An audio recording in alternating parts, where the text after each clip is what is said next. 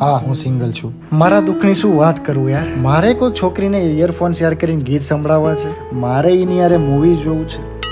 મારે એની બટકું ભરેલી આઠી ચોકલેટ ખાવી છે. એક કપમાં ચા પીવી છે. મારે રોજ એને પૂછવું છે કે જમી લીધું. મારે એના માટે ગીત ગાવું છે કે अपनी महफिलों में सिर्फ तेरा ही नाम लूंगा. મારે એના મોબાઈલનું રિચાર્જ કરી દેવું છે. મારે એની યારે લોંગ ડ્રાઈવ પર જવું છે. મારે એના શોપિંગના થેલા ઉપાડવા છે. મારે મોડે સુધી બાબુ સોના લોખંડ પ્લાસ્ટિક ભંગાર કરવું છે. અને વાગે ને ત્યારે ફૂંક મારી દે એવું કોક જોઈએ છે. મારે એને સારી સારી ગિફ્ટો આપવી છે.